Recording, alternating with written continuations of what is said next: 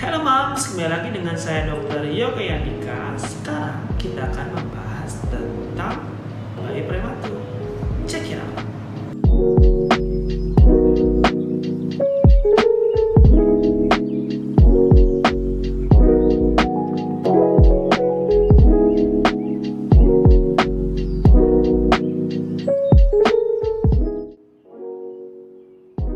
Bayi prematur itu adalah suatu kondisi di mana si bayi lahir pada saat usia kehamilan kurang dari 37 minggu. Nah, kenapa sih bayi bisa lahir prematur? Penyebabnya bisa dilihat dari pertama faktor ibu. Kita lihat ibunya dulu nih. Pertama, ibunya hamil keberapa? Biasanya dia akan resiko lahir prematur jika dia sudah hamil lebih dari 2. Nah, faktor ibu yang berikutnya adalah kehamilan multiple. Jadi dia hamil kembar 3, kembar 4, kembar 5. Itu resiko bayinya lahir prematur. Faktor lain, ibunya hipertensi. Terjadi hipertensi dalam kehamilan. Yang paling sering menyebabkan bayi lahir prematur adalah ibunya kejang. Jadi karena dia kejang, jadi untuk menyelamatkan kondisi ibunya, yang kita harus berhentikan kejangnya, kemudian kita selamatkan bayinya dengan cara lahirkan segera. Atau bisa juga karena faktor infeksi, atau ketubannya pecah belum waktunya. Jadi belum waktunya udah pecah, sehingga si bayinya harus segera dilahirkan. Nah, yang kedua, faktor janin. Faktor janin itu kehamilan multiple. Tadi kehamilannya kembar 2, kembar 3, kembar 4. Terus bisa juga kondisi janinnya yang tidak tumbuh, jadi terjadi pertumbuhan janin yang terhambat. Atau yang terakhir bisa juga karena si janinnya kondisinya detak jantungnya tidak baik, atau kita sebut namanya gawat janin, sehingga kita harus melahirkan si bayi sesegera mungkin. Nah, itu faktor penyebab bayi lahir prematur. Nah, ini pertanyaan yang paling sering nih. Apa yang harus dilakukan atau langkah pertama apa yang harus dikerjakan oleh si orang tua saat mendapatkan bayinya lahir prematur? Yang pertama, kita harus pertahankan suhu tubuh si bayi. Jadi kita lakukan stabilisasi suhu.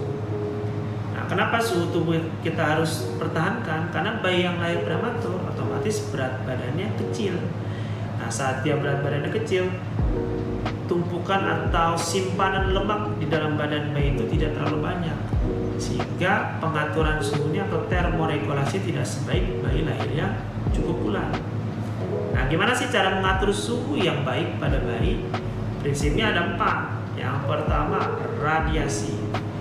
Jadi radiasi itu adalah pancaran sinar atau pancaran panas yang menyentuh kulit bayi. Caranya gimana? Yang pertama, kalau misalkan punya bayi kecil, ya kalau bisa untuk menghangatkannya taruh lampu di tempat tidur bayi, jaraknya minimal 60 cm, sehingga bayi tetap merasa hangat. Yang kedua, proses konveksi, perpindahan panas dari kulit ke lingkungan sekitar. Kita atur suhu lingkungan si bayi.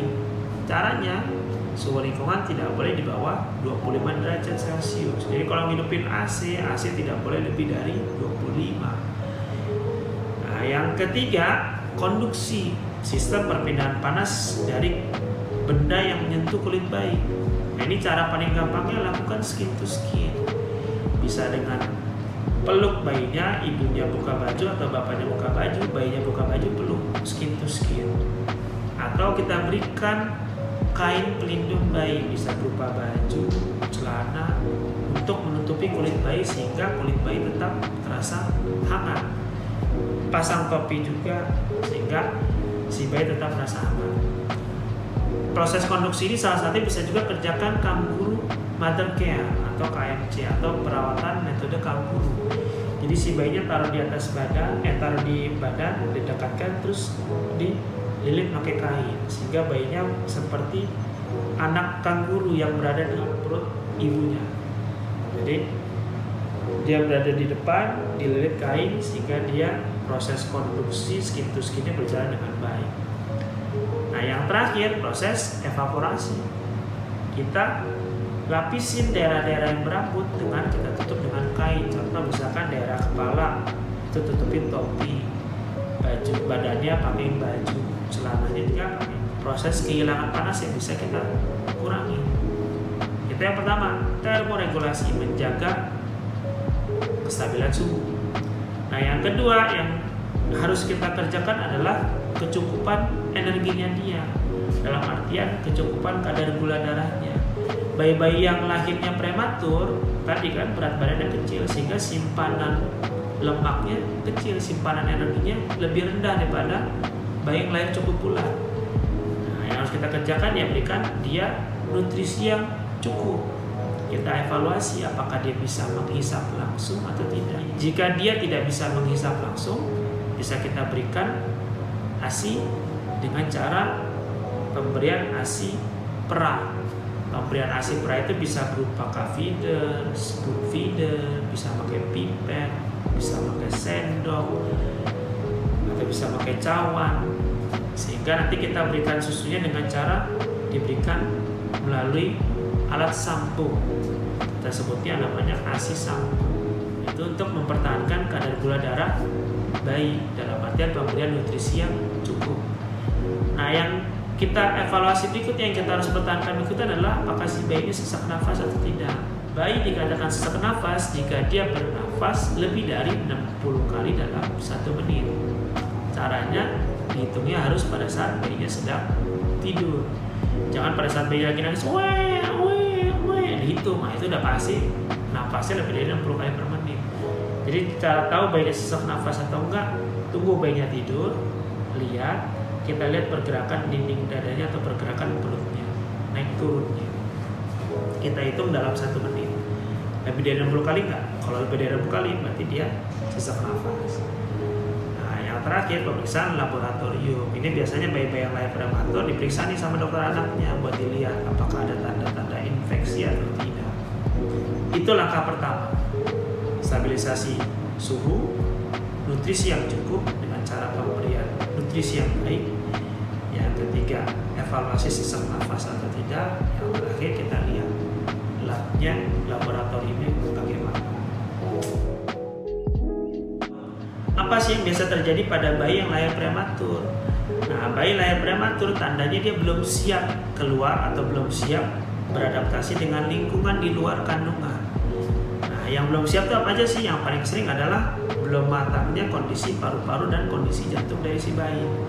Jadi biasanya bayi yang lahir prematur kondisi paru-parunya belum matang, dalam artian bayinya sesak nafas. Jadi bayangin ini paru-paru ini kayak balon nih. Jadi saat dia tarik nafas dia ngembang, ces. Saat dia buang nafas dia kempes, ces. Nah, pada bayi yang prematur dia pelumas ini belum terbentuk dengan baik, sehingga saat dia kempes, cep, pas dia tarik nafas dia nempel, sehingga dia butuh tekanan lebih untuk membuka si paru-paru, sehingga bayinya sesak nafas. Nah, itu kondisi yang paling sering terjadi, sesak nafas pada bayi prematur.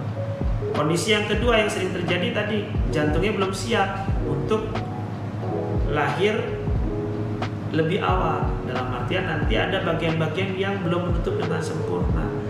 Kita bilang namanya kelainan jantung bawaan, atau bahasa awamnya suka ada kejadian bocor jantung. Jadi bayangin jantung ini ada ruangan, ada 4 ruangan, ada 2 ruangan atas, ada 2 ruangan bawah. Yang masing-masing ruangan itu ada sekatnya. Nah, antar ruang kanan dan kiri ini kadang sekat ini suka bolong, suka belum menutup dengan sempurna, atau yang dari jantung ke seluruh tubuh sama dari jantung ke paru-paru ini suka ada jembatan namanya PDA. Kita bahasa medisnya namanya patent ductus arteriosus. Nah, si jembatan ini normalnya dia tutup atau hilang. Nah, pada bayi yang lahir prematur jembatan ini tetap ada. Nah, itu kondisi yang kedua yang sering terjadi, kelainan jantung.